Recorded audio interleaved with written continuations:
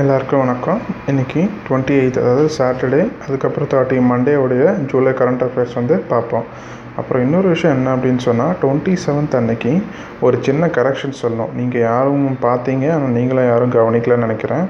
Prevention of corruption act amendment அதை பார்த்துட்ருந்தோம். அதில் பழைய ப்ரிவென்ஷன் ஆஃப் கரப்ஷன் ஆக்ட் 1998 அப்படின்னு சொல்லி நான் போட்டுட்டேன். கிடையாது, 1988, 10 years பிஃபோர் வரும். அது தப்பாக போட்டுட்டேன், அதை சேஞ்ச் பண்ணிக்கோங்க, சாரி. ஓகே, இப்போ நம்ம உள்ளே போகலாம். First dedicated freight corridor. டெடிக்கேட்டடாக ஃப்ரைட்டுக்கு மட்டுமே தனி காரிடோர், அதுதான் டிஎஃப்சி அப்படின்னு சொல்கிறாங்க. அதாவது என்னென்னா, DFC is a project of broad gauge freight corridor being constructed by the Indian railways.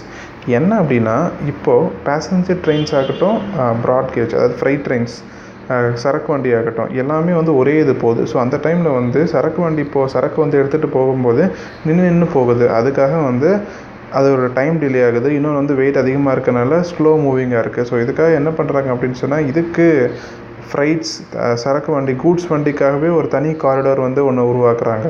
அதுதான் இந்த டிஎஃப்சி. இது என்ன பண்ணோன்னா, it will provide efficient and reliable transport system. ரிலேபிளான டிரான்ஸ்போர்ட்டேஷன் சிஸ்டம் கிடைக்கும். ஸோ இதே மாதிரி DFC of the 6 freight corridor throughout the country செய்கிறாங்க. ஸோ மினிஸ்ட்ரி ஆஃப் ரயில்வேஸ் தான் என்ன பண்ணியிருக்காங்கன்னா, சாங்ஷன் பண்ணியிருக்காங்க for the implementation of the western and the eastern dedicated freight corridor இந்த phased manner 2019-20 western dedicated freight corridor and the eastern dedicated freight corridor ரெண்டு இதுக்கு implementation first ஃபேஸாக ministry of railways sanction பண்ணியிருக்காங்க. இது எப்படி develop பண்ணுறாங்கன்னா, it is developed by the dedicated freight corridor corporation of India, DFCCOI. இது ஒரு special purpose vehicle. Special purpose வெஹிக்கல்னால் ஏதோ ஒரு வேலை ஆரம்பிக்கிறாங்க அப்படின்னு சொல்லிட்டு அதுக்கு ஒரு சின்ன இன்ஸ்டியூஷன் மாதிரி ஸ்பெஷல் பர்பஸ் வெஹிக்கலாக க்ரியேட் பண்ணுவாங்க. அந்த வேலை முடிஞ்சோடனையும் அந்த ஆர்கனைசேஷனும் தன்னாலே என்ன முடிஞ்சிடும். இந்த மாதிரி விஷயத்தான் ஸ்பெஷல் பர்பஸ் வெஹிக்கல் அப்படின்னு சொல்லுவாங்க. ரயில்வேஸ் க்ரியேட் பண்ணியிருக்காங்க. அது என்ன, அதுக்குள்ளே என்ன ஒரு இன்ட்ரெஸ்டட் இருக்குது, அது என்ன வேலை அப்படின்னு சொன்னால் டிஎஃப்சிஸ் டெவலப் பண்ணோம் இந்தியாவில். ஓகேவா? இதுதான் டெடிக்கேட்டட் ஃப்ரைட் காரிடோர் அப்படின்னு சொல்லிட்டு. இப்போ ஃபஸ்ட்டு வெஸ்டர்ன் காரிடோர் பார்ப்போம். வெஸ்டர்ன் காரிடோர் இதுதான் வெஸ்டர்ன் காரிடோர். எங்கேருந்து எங்கே அப்படின்னு சொன்னால் டெல்லியில் ஸ்டார்ட் ஆகி ஜவஹர்லால் நேரு போர்ட் ட்ரஸ்ட் மும்பையில் இருக்குது, JNPT மும்பை இந்த இடம். ஸோ இதுதான் வெஸ்டர்ன் காரிடோர். இந்த இதுக்கு யார் ஃபண்ட் பண்ணுறாங்க? வெஸ்டர்ன் காரிடோர் டிஎஃப்சிக்கு வேர்ல்டு பேங்க் என்ன பண்ணுறாங்கன்னா ஃபண்ட் பண்ணுறாங்க. இது எந்த ஸ்டேட் மூலமாக போகுதுன்னா, ஹரியானா, ராஜஸ்தான், குஜராத், உத்தரப்பிரதேஷ், மகாராஷ்டிரா இந்த ஸ்டேட்டில் வெஸ்டர்ன் காரிடோர் கவர் பண்ணிக்கிறது. ஓகே, இப்போ ஈஸ்டர்ன் காரிடோர் பார்ப்போம். ஈஸ்டர்ன் டெடிக்கேட்டட் ஃப்ரைட் காரிடோர் இது Ludhiana in Punjab to Dankuni in West Bengal. பார்ப்போம். இந்த இருக்கா பஞ்சாபில் Ludhiana to Dankuni in West Bengal. So வெஸ்ட்லேருந்து மேலே பஞ்சாப்லேருந்தே என்ன ஆகுது அப்படின்னு சொன்னால் இது போகுது. இது அதை வெஸ்டர்ன் டிஎஃப்சியை ஃபண்ட் பண்ணுறது வேர்ல்டு பேங்க்கு. ஈஸ்டர்னை ஃபண்ட் பண்ணுறது ஜப்பான் இன்டர்நேஷ்னல் கோஆப்ரேஷன் ஏஜென்சி. சிம்பிளாக ஜப்பானுடைய ஒரு இன்டர்நேஷ்னல் கோஆப்ரேஷன் ஏஜென்சி JICA. அவங்க தான் இதுக்கு ஃபண்ட் பண்ணுறாங்க. இது எது வழியாக பாஸ் ஆகுதுன்னா, பஞ்சாப், ஹரியானா, உத்தரப்பிரதேஷ், பீகார், ஜார்க்கண்ட் அண்ட் வெஸ்ட் பெங்கால். ஏன்னா சில டைம் கேட்டுருவாங்க இந்த ஸ்டேட்ஸ் வழியாக ஈஸ்டர்ன் டிஎஃப்சி பாஸ் ஆகுது அப்படின்னு சொல்லிடுவாங்க. இப்போ இன்னொரு விஷயம் அப்படின்னா, when these corridors are ready, all the rail routes between Delhi and Mumbai and Delhi and Kolkata will be moved to these corridors.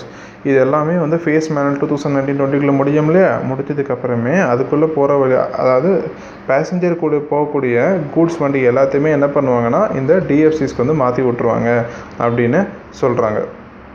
மொத்தம் 6 டிஎஃப்சிஸ் இருக்குது அப்படின்னு சொல்லி பார்த்தோம். 2 ஏற்கனவே பார்த்தோம். ஒன்று வெஸ்டர்னு, இன்னொன்று ஈஸ்டர்ன் பார்த்தோம். அதுக்கப்புறம் இன்னும் 4 இருக்குது பார்த்தீங்களா? தேர்ட் ஒன்று ஈஸ்டர்ன் வெஸ்ட் டிஎஃப்சி. கொல்கத்தாவிலேருந்து அப்படியே போகுது பார்த்தீங்களா? கொல்கத்தாவிலேருந்து மும்பை வரைக்கும். இதுதான் ஈஸ்டர்ன் வெஸ்ட்டு டிஎஃப்சி. அடுத்து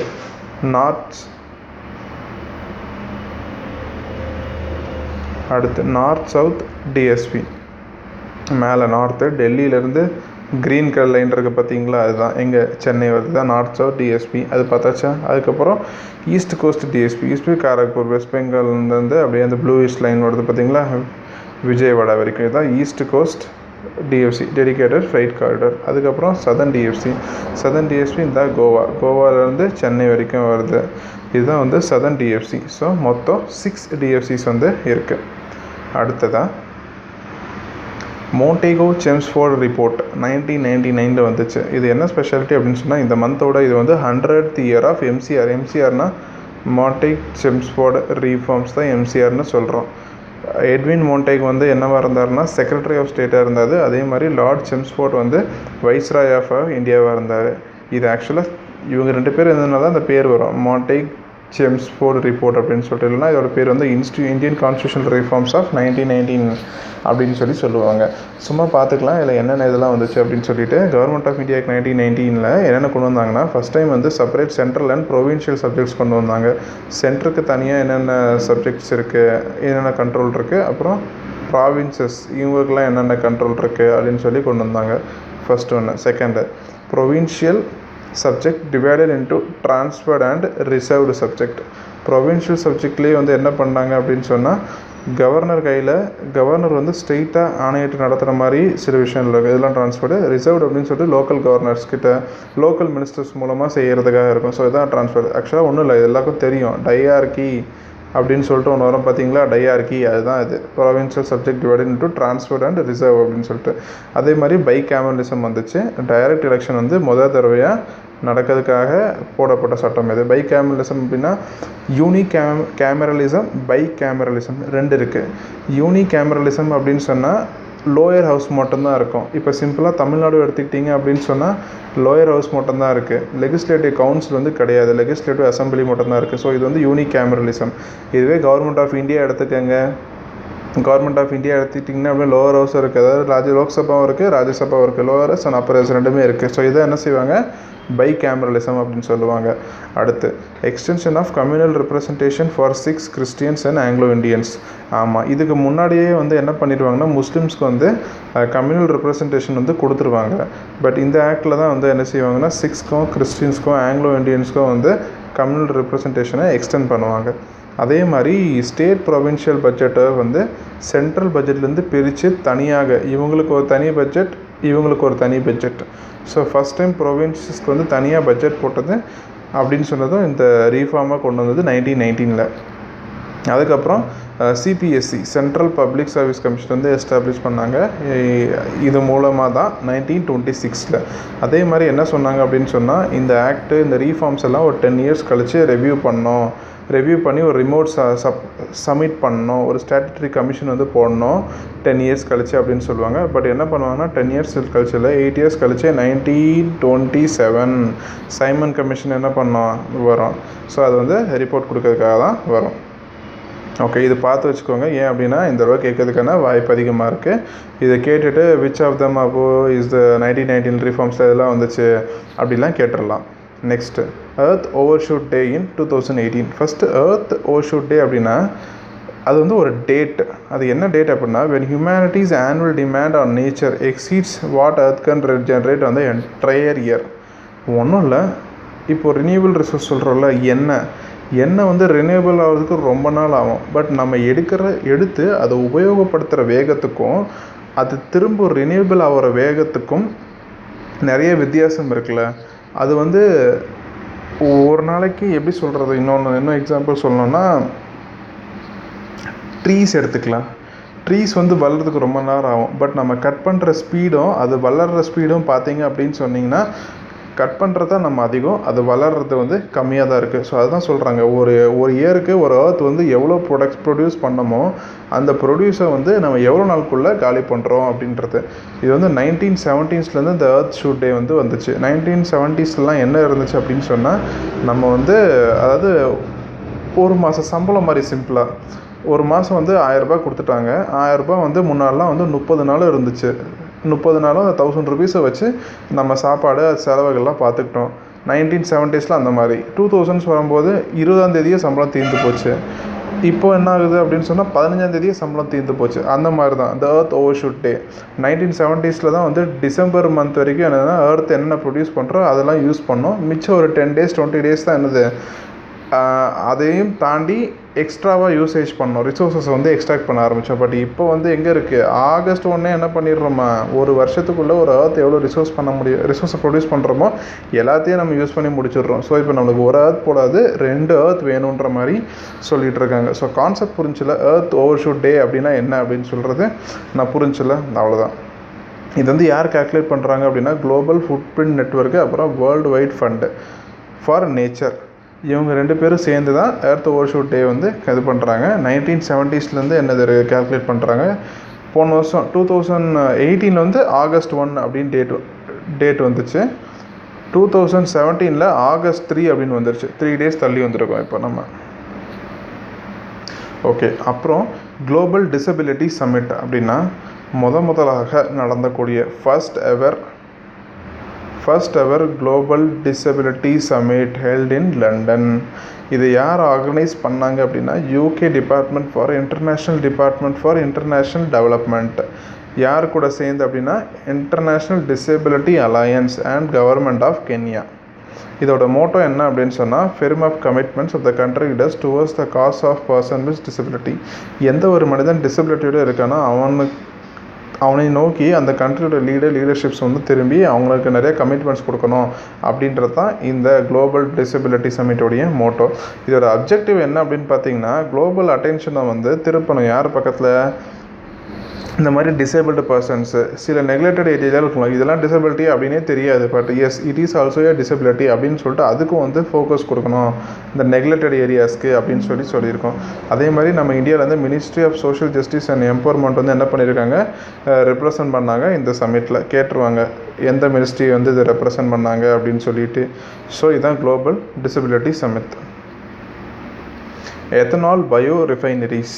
ஆக்சுவலாக எத்தனால் பிளெண்டிங் அப்படின்னு சொல்லி கேள்விப்பட்டிருப்பீங்க. இப்போ பியூர் பெட்ரோலியமாக நம்ம யூஸ் பண்ணிகிட்ருக்கோம். இப்போ கவர்மெண்ட் என்ன சொல்கிறாங்க அப்படின்னு சொன்னால் நேஷ்னல் பயோ ஃபியூல் பாலிசி இருக்குது. 2009 என்ன சொன்னாங்கன்னா பெட்ரோல் கூட 20% பிளெண்டிங் பண்ணுங்கள் அப்படின்னு சொன்னால் 1 liter பெட்ரோல் அப்படின்னு சொன்னால் அதில் 80% வந்து பியூர் பெட்ரோல் இருக்கும். இப்போ நம்ம போடுறோம்ல அந்த பெட்ரோல் இருக்கும், 20% வந்து எத்தனால் இருக்கும். இதுதான் வந்து பிளெண்டிங் அப்படின்னு சொல்லுவாங்க. டீசலில் எவ்வளோ இருக்கணுமா அப்படின்னா 95% டீசலு, 5% வந்து எத்தனால் இருக்கணும். எத்தனாலை உள்ளே யூஸ் பண்ணிக்கலாம். ஸோ ஒன்றும் இல்லை, இதனால் பொல்யூஷன் கம்மியாகும். யூசேஜு நம்ம வந்து ஆயில் வந்து ஃபுல்லாக மிடில் ஈஸ்ட்லேருந்து தான் ஃபுல்லாக இம்போர்ட் பண்ணுறோம். ஸோ எத்தனால் வந்து நம்ம உள்ளே ஆட் பண்ணோம், செல்ஃபாக எத்தனாலை செஞ்சு 5% 20% ஆட் பண்ணோம் அப்படின்னு சொன்னால் அதோட செலவும் கம்மியாகும். ப்ளஸ் இதில் நிறைய பாசிட்டிவும் இருக்குது. ஸோ இப்போ என்ன கண்டெஸ்ட் அப்படின்னு சொன்னால் ஆயில் பியூசிஸ் வந்து சைன்ட் எம்ஓயூனா மெமரண்ட் ஆஃப் அண்டர்ஸ்டாண்டிங், ஒரு பத்திரம் கையெழுதுற மாதிரி with state government and technology providers for setting 5 2G ethanol bio refineries, 5 second generation ethanol bio refineries. Okay, first generation, second generation and third generation அப்படின்னு இருக்காது என்னன்னு சொல்லிட்டு நான் சொல்கிறேன். ஓகேவா? இப்போ என்ன அப்படின்னா 2016 foundation stone of India's first second generation bio refinery in Bathinda எங்கே இருக்குது அப்படின்னு சொன்னால் பஞ்சாபில் இருக்குது. அதுக்கான ஃபவுண்டேஷன் ஸ்டோன் வந்து நட்டிட்டு போனாங்க. இப்போது இந்த ஃபஸ்ட்டு ஜென்ரேஷன் அப்படின்னு சொல்லி ஏன்னா என்னென்னா ஃபுட் கிராப்ஸ்னால் சுகர் கேனு, வீட்டு, இதிலிருந்து எத்தனால் வந்து ப்ரொடியூஸ் பண்ணுவாங்க. அதுதான் ஃபஸ்ட்டு ஜென்ரேஷன். செகண்ட் ஜென்ரேஷன் அப்படின்னு சொன்னால் ஃபுட் கிராப்ஸ் கிடையாது, ஆனால் லேண்டில் இருக்கக்கூடிய வேஸ்ட்டு, கிராஸு, ஒரு மரக்கட்டை, அந்த மாதிரி விஷயம். So unsuitable for food production. ஏன் இது வந்து பெஸ்ட்டு அப்படின்னு சொல்லி பார்த்திங்கன்னா ஏற்கனவே சீனி வந்து கம்மியாக இருக்குது, வீட் வந்து கம்மியாக இருக்குது. எல்லோரும் வந்து இது எத்தனாலில் வந்து யூஸ் பண்ணிட்டாங்கன்னா ஃபுட்டுக்கு வந்து ஸ்கேர்சிட்டி ஆயிரும். ஸோ அதனால் என்ன பண்ணாங்கன்னா ஓகே ஃபஸ்ட்டு ஜென்ரேஷனோட செகண்ட் ஜென்ரேஷன் வந்து இன்னும் நல்லா இருக்குப்பா. கிராஸ் வந்து யாரும் அவ்வளோ வாங்க மாட்டாங்க. வாங்க மாட்டாங்க மீன்ஸ் ஃபுட்டுக்காக தேவைப்படாதுல்ல. கிராஸு, ஸ்ட்ராச்சு, அதுக்கப்புறம் வுட்டு, இந்த மாதிரி சில விஷயங்கள்லாம் தேவைப்படாது. பட் அதை வச்சு நம்ம என்ன பண்ணிக்கலாம், எத்தனால் வந்து பண்ணிக்கலாம். இதுதான் செகண்ட் ஜென்ரேஷன். தேர்ட் ஜென்ரேஷன் இருக்குது. தேர்ட் ஜென்ரேஷன் என்ன ஆல்கேஸ் இருக்குல்ல, அதை வச்சு வந்து எத்தனால் வந்து ப்ரொடியூஸ் பண்ணிக்கலாம். அதுதான் தேர்ட் ஜென்ரேஷன் பயோ ரிஃபைனரிஸ் அப்படின்னு சொல்லி அதெல்லாம் சொல்லுவாங்க. ஸோ இப்போ 3 ஜென்ரேஷன்ஸ் இருக்குது. அதை நம்ம என்னென்னு பார்த்துட்டோம். இது வந்து என்ன அப்படின்னா எத்தனால் பயோ ரிஃபைனரிஸ் வந்து it is a secondary biofuel which produced through processing of biomass அப்படிங்கிறது ஒன்றும் இல்லை. ஃபஸ்ட் ஜென்ரேஷன் அப்படின்னு பார்த்தீங்கன்னா என்னது, வீட்டு, சுகரு, அதெல்லாமே. செகண்ட் ஜென்ரேஷனில் அந்த மரக்கட்டை, கிராஸஸ்ஸு, இது எல்லாத்தையும் ப்ராசஸ் பண்ணி எத்தனாலை வந்து பயோ ரிஃபைனரியில் ப்ரொடியூஸ் பண்ணுவாங்க அப்படின்னு சொல்கிறாங்க. ஸோ பிளேஸ்மெண்ட்னே வச்சுக்கோங்க. பட்டிண்டா பஞ்சாபில் first second generation bio refinery வந்து தூண்கள் நட்டினாங்க, foundation stone. Next Myanmar joined the international solar alliance ISA 68th member Myanmar வந்து இப்போ ஜாயின் பண்ணியிருக்கு ரீசெண்டாக. ஓகேவா? இன்டர்நேஷ்னல் சோலார் அலையன்ஸ் அப்படின்னா என்னென்னு பார்ப்போம். அது வந்து it is alliance of more than 121 countries. 121 கண்ட்ரீஸோடைய அலையன்ஸ் அப்படின்னு சொல்கிறாங்க. ஏன் 121 கண்ட்ரீஸ் நான் சொல்கிறேன் ஏன் அப்படின்னு சொல்லிட்டு பின்னாடி, அந்த 121 கண்ட்ரீஸும் என்ன அப்படின்னு சொன்னால் they are sunshine countries. Sunshine countries அப்படின்னா டாரிட் ஜோனில் இருப்பாங்க. அதாவது ட்ராபிக் ஆஃப் கேன்சர் அப்புறம் ட்ராபிக் ஆஃப் கேப்ரிகான், இதுக்கு நடுவில் இந்த இருக்கிற இடம் தான் டாரிட் ஜோன் அப்படின்னு சொல்லுவாங்க. சன்ரைஸ் வந்து ஸ்லாண்ட் ஆகாமல் நேராக உள்ள ஸ்ட்ரெயிட்டாக உள்ள வந்து படம். அடுத்து இதுதான் டாரிட் ஜோனு. ட்ராபிக் ஆஃப் கேன்சர்லேருந்து ஆர்டிக் சர்க்கிள் வரைக்கும் இது வந்து டெம்பரேட் ஜோன் அப்படின்னு சொல்லுவாங்க. அதுக்கப்புறம் ஆர்டிக் சர்க்கிள்லேருந்து மேலே ஈக்குவேட்டர் வரைக்கும் என்னென்னு சொல்லுவாங்கன்னா ஃபிர்ஜிட் ஜோன் அப்படின்னு சொல்லுவாங்க. இதுதான் ஏர்த்தோட ஜோன்ஸ் வந்து பிரிப்பாங்க. இது டாரிட் ஜோனு, அதே மாதிரி தான் இங்கே டெம்பரேட் ஜோனு. இது என்னது ஃப்ரிஜிட் ஜோன், அதே தான் இங்கே ஆர்டிக் சர்க்கிள் கீழே ஃப்ரிஜிட் ஜோன் அப்படின்னு சொல்லிட்டு வரோம். ஸோ இந்த 121 கண்ட்ரிஸ் இருக்குல்ல, இந்த 121 கண்ட்ரிஸும் இதுக்குள்ளே தான் வரும் அப்படின்னு சொல்கிறாங்க. ஸோ அதனால தான் அது சன்ஷைன் கண்ட்ரிஸு அப்படின்னு சொல்லுவாங்க. சன்ரைஸ் வந்து ரொம்ப டைரெக்டாக படம். which lies between Tropic of Cancer and Tropic of Capricorn. நான் சொன்ன மாதிரி தான் மேப்பில். இந்த இனிஷியேட்டிவ் யார் லான்ச் பண்ணாங்கன்னா இந்தியாவும் ஃப்ரான்ஸும். எப்போ அப்படின்னா 2015 UNFCC நடந்துச்சு பாரிஸில். அந்த டைமில் வந்து இந்தியா வந்து இந்த இனிஷியேட்டிவை ஃப்ரான்ஸ் கூட சேர்ந்து வந்து 2 பேரும் லான்ச் பண்ணாங்க. இந்த அக்ரிமெண்ட் வந்து சைனுக்காக எங்கே ஓப்பன் ஆச்சுன்னா மராகேஷ் ட்ரீட்டி அப்படின்னு வரும். நவம்பர் 2016 வந்து இருந்துச்சு. இது ஹெட் குவார்ட்டர்ஸ் எங்கே இருக்குன்னா குருகிராம்னா ஹரியானாவில் இருக்குது. Inside national institute of solar energy, அதுக்குள்ளே தான் இதோட ஹெட் குவார்ட்டர்ஸும் வந்து இருக்குது. ஸோ இந்த நேஷனல் சோலார் அலையன்ஸ் பார்த்துக்கணும் என்ன அப்படின்னு சொல்லிட்டு சன்ஷைன் கண்ட்ரிஸ் அப்படிங்கிறது 121 கண்ட்ரிஸோட அலையன்ஸு. இப்போதைக்கு 68 மெம்பர்ஸ் இருக்காங்க. மியான்மர் வந்து ரீசெண்டாக ஜாயின் பண்ணியிருக்கு. ஓகே, இது மேப்பு. நெக்ஸ்ட்டு ஜான்ஸ்பர்கில் வந்து BRICS 2018 சம்மிட் நடந்திருக்கு. ஜான்ஸ்பர்க் எங்கே இருக்குது அப்படின்னு சொன்னால் சவுத் ஆஃப்ரிக்காவில் இருக்குது. ஃபஸ்ட்டு BRICS அப்படிங்கிறது என்னென்ன கண்ட்ரிஸ்ன்னு பார்ப்போம். Brazil, Russia, India, China and south Africa. அந்த இருக்கா Brazil, Russia, China, India, south Africa. இப்போ சவுத் ஆஃப்ரிக்காவில் தான் வந்து 10th ஆனுவல் சம்மிட் வந்து நடக்குது. இதோட தீம் என்னென்னா BRICS in Africa collaboration for inclusive growth and shared prosperity in the 4th industrial revolution அப்படின்னு சொல்லி தான் இதோடைய தீமு. முக்கியமாக எதெல்லாம் வந்து சவுத் ஆஃப்ரிக்காவில் வந்து ஃபோக்கஸ் பண்ணுறாங்க, எதை பற்றி வந்து BRICS கோஆப்ரேஷன் வந்து ப்ரப்போஸ் பண்ணாங்க அப்படின்னு பார்த்தா 4 விஷயத்தை பற்றி. Establishment of working group for peacekeeping, அமைதி காக்கும் படைகள், அதாவது பீஸ் கீப்பிங் ஃபோர்ஸஸ்ன்னு சொல்லுவாங்க, அவங்கள வந்து எஸ்டாப்ளிஷ் பண்ணோம் அப்படின்ற மாதிரி ஒரு இது சொல்லியிருக்காங்க. செகண்ட் வந்து establishment of vaccine research centre, vaccine வந்து ரிசர்ச் பண்ணுறதுக்காக ஒரு சென்டர் வைக்கணும். எதோட கொலாபரேஷன் பண்ணோன்னா BRICS வேக்சின் இன்னோவேஷன் அப்படின்னு சொல்லிட்டு ஏற்கனவே இருக்குது, அதோட கொலாபரேஷன் பண்ணி ரிசர்ச் சென்டர் வந்து வைக்கணும். அதுக்கப்புறம் வந்து BRICS gender and women forum, women's and other ஜெண்டர்ஸ்க்காக ஒரு தனி ஃபாரம் வச்சு உமன் எம்பவர்மெண்ட்டு இந்த மாதிரி விஷயத்தில் வந்து அதிகமாக ஈடுபடணும் அப்படின்ற மாதிரி ஒரு இது ப்ரொப்போசல் வச்சுருக்காங்க. அதுக்கப்புறம் BRICS tourism track of cooperation அப்படின்னு சொல்லிட்டு ஒரு இது வந்து ஆரம்பிக்கலாம் அப்படின்னு சொல்லிட்டு இருக்காங்க. இந்த 4 விஷயமும் வந்து எஸ்டாப்ளிஷ் பண்ணுவோம் அப்படின்னு சொல்லி இந்த 2018 BRICS சம்மிட் இன் ஜான்ஸ்பர்கில் வந்து சொல்லியிருக்காங்க. இப்போ அடுத்து கார்கில் விஜய் திவஸ், அதாவது இந்தியன் ஆர்மி வந்து கார்கில் மிஷன் நாங்கள் வின் பண்ணிட்டோம் சக்ஸஸ்ஃபுல்லாக அப்படின்னு ஜூலை 26, 1999 சொன்னாங்க. ஸோ அந்த நாள் தான் என்ன பண்ணுறோம் அப்படின்னு சொன்னால் நம்ம எவ்ரி இயர் வந்து ஆனுவலாக கார்கில் விஜய் திவாஸ் அப்படின்னு சொல்லிட்டு we are celebrating it.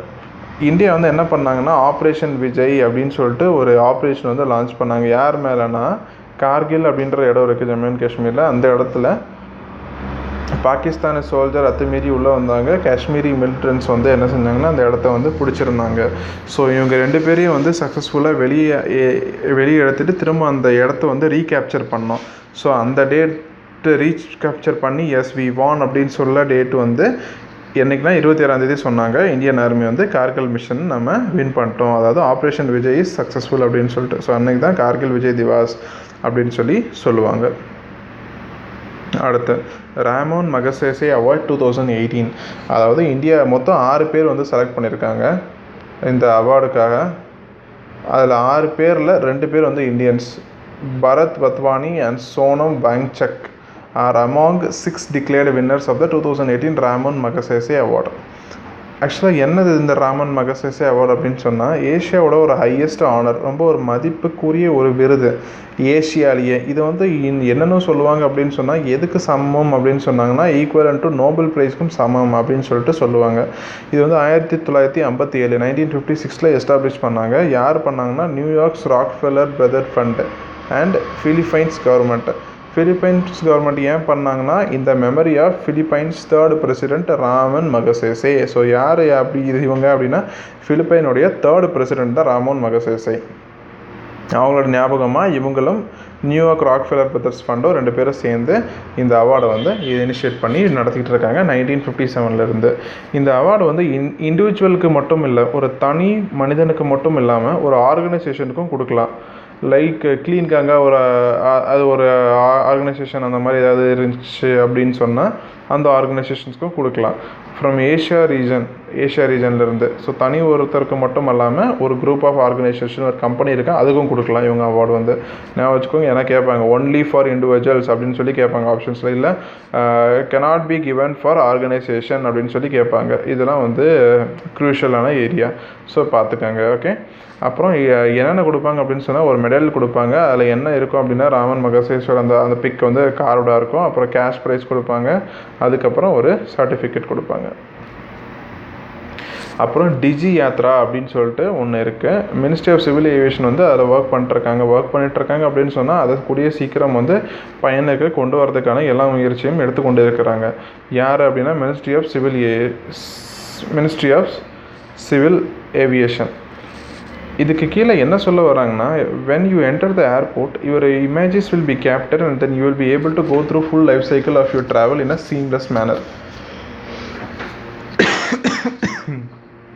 Sorry, எப்போ நம்ம உள்ள ஏர்போர்ட்டுக்குள்ளே என்ட்ரு ஆகிறோமோ அப்போ நம்ம இமேஜஸ் கேப்சர் ஆகி ஸ்டார்டிங் டு எண்ட் வரைக்கும், ஃப்ளைட்டை போர்ட் பண்ணுறது வரைக்கும், ஃப்ளையிங் டைம் வரைக்கும் எல்லாமே வந்து ஒரு சின்ன ஆப் மூலயமாவே ஃபுல்லாமே கனெக்டடாக இருப்போம் அப்படின்ற மாதிரி சொல்லியிருக்காங்க. ஈஸியாக இருக்கும். டிஜிட்டல் இந்தியாவுக்கு ஒரு முன்னோடியாக இருக்கும், ஒரு எக்ஸாம்பிளாக இருக்கும். ரொம்ப ஈஸியாக இருக்கும், கஸ்டமர் ஃப்ரெண்ட்லியாக இருக்கும். இதுதான் பாயிண்ட். டிஜி யாத்ரா அப்படிங்கிறது என்னென்னா, இது வந்து இப்போ தான் ஒர்க்கை பில்ட் பண்ணிகிட்ருக்காங்க, செஞ்சிட்ருக்காங்க. 4 பில்லரில் செஞ்சிட்ருக்காங்க. என்னென்னா பேசஞ்சர்ஸ் எல்லாமே கனெக்டடாக இருக்கணும், ஏர்லைன்ஸ் கூட எல்லாத்துக்குள்ளேயும். பேசஞ்சர்ஸ் வந்து ஏர்போர்ட் கூட கனெக்டடாக இருக்கணும்.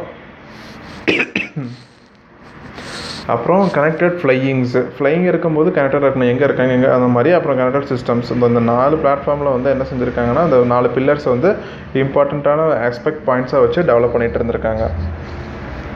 இதோட பேசிக் சப்ஜெக்ட் என்னென்னா க்யூஸ்லாம் வந்து ரெடியூஸ் பண்ணோம் ஏர்போர்ட்டில், bring efficiency to the boarding process. ஈஸியாக வந்து ஃப்ளைட்ஸ் ஏறிட்டு போகணும். அடுத்து government plans ISRO like ocean mission.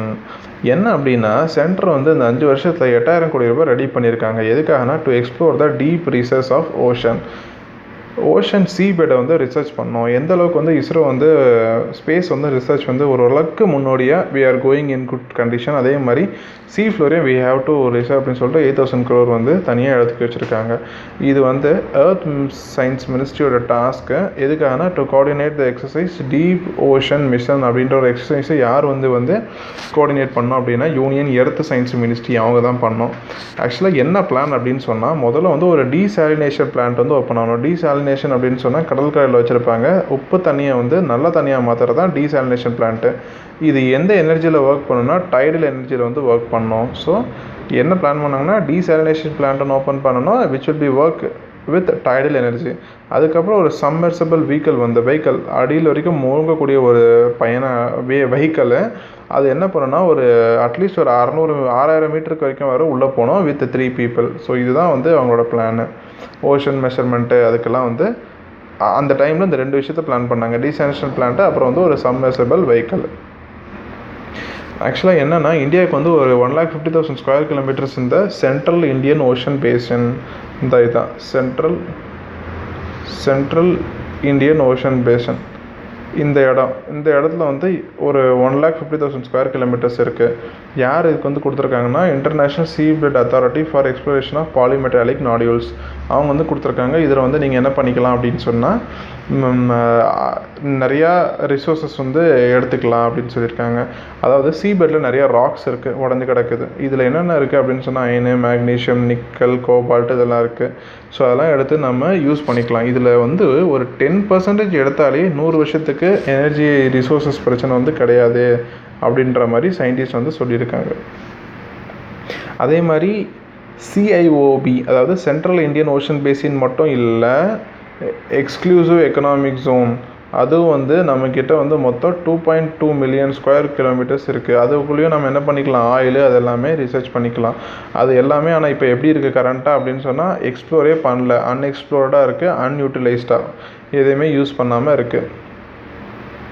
ஆக்சுவலாக UN கிளாஸ் அப்படின்னு சொல்லிட்டு ஒரு லா இருக்கும், United Nations law of sea அப்படின்னு சொல்லுவாங்க. இதுதான் நம்ம இந்தியாவோட லேண்ட் அப்படின்னு சொல்லி பார்த்திங்கன்னா, இதில் வந்து தண்ணியை வந்து இருக்கிற எல்லா ஓஷனையும் வந்து ஒரு கண்ட்ரியால் யூஸ் பண்ண முடியாது. ஸோ அதை கவர்ன் பண்ணுற லா தான் அந்த UN கிளாஸ் அப்படின்னு சொல்லுவாங்க.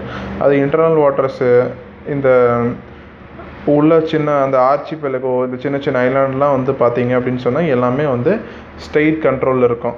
யாரோட கண்ட்ரோல் அப்படின்னா ஸ்டேட்டோட கண்ட்ரோல், இந்தியாவோட கண்ட்ரோல் சொல்கிறேன் எக்ஸாம்பிளுக்கு. ஸோ ஃபஸ்ட்டு பேஸ் லைன் அப்படிங்கிறது என்ன அப்படின்னு சொன்னால், எங்கே வந்து தர தெரியாமல் தண்ணி ஸ்டார்ட் ஆகுதோ அந்த தான் பேஸ் லைன்னு சொல்லுவாங்க. அங்கேருந்து 12 நாட்டிக்கல் மைல்ஸ்க்கு வந்து என்னென்னா டெரிட்டோரியல் வாட்டர்ஸ்னால் நம்ம இந்தியாவுடைய ஓன் வாட்டர்ஸ். இங்கே அந்த யாருனாச்சும் போய்க்கலாம், நம்ம என்னென்னாச்சும் பண்ணிக்கலாம், ரிசர்ச் எல்லாமே பண்ணிக்கலாம், எந்த பிரச்சனையும் இல்லை. இந்த 12க்கு அப்புறம் இன்னொரு 12 நாட்டிக்கல் மைல்ஸ், அதாவது 24 நாட்டிக்கல் மைல்ஸ் ஆச்சு. இப்போதைக்கு டோட்டல் அது வந்து கண்டிஜியஸ் ஜோன் அப்படின்னு சொல்லுவாங்க. அங்கே சில விஷயத்தை தவிர மற்ற எதுவுமே வந்து சொந்தம் கொண்டாட முடியாது. பொல்யூஷனுக்காக, ரிசோர்ஸஸாக எடுக்கிறதுக்காக, இந்த மாதிரி விஷயத்தை தவிர எதுவும் வந்து அங்கே பண்ணக்கூடாது. கண்டினியூஸ் ஜோன் வந்து அதே மாதிரி வேறு நாட்டு ஷிப்பு, சப்மரைன்லாம் வந்து இந்த கண்டினியூஸ் ஜோனுக்குள்ளே போச்சு அப்படின்னு சொன்னால் அது போகும்போது சர்ஃபேஸில் வந்து கொடியை வெளியில் காட்டிட்டு தான் போகணும். யாரும் தெரியாமலாம் வந்து போகக்கூடாது சப்சர்ஃபேஸ்க்குள்ளே. இது வந்து கண்டினியூஸ் ஜோனு. அதுக்கப்புறம் எக்ஸ்க்ளூசிவ் எக்கனாமிக் ஜோனுங்கிறது பேஸ் லைன்லேருந்து 200, இதுலேருந்து 200 கிடையாது. பேஸ் லைன் தான் இருக்கா, பேஸ் லைன்லேருந்து 200 நாட்டிக்கல் மைல்ஸ், இதுதான் எக்ஸ்க்ளூசிவ் எக்கனாமிக் ஜோன் சொல்லுவாங்க. இதுதான் வந்து 2.2 ஸ்கொயர் மில்லியன் கிலோமீட்டர்ஸ் இருக்குது. இதுக்குள்ளே வந்து நம்ம வந்து சீபேடில் வந்து போயிட்டு நம்ம ரிசோர்ஸஸ்லாம் சர்ச் பண்ணிக்கலாம் அப்படின்னு சொல்கிறாங்க.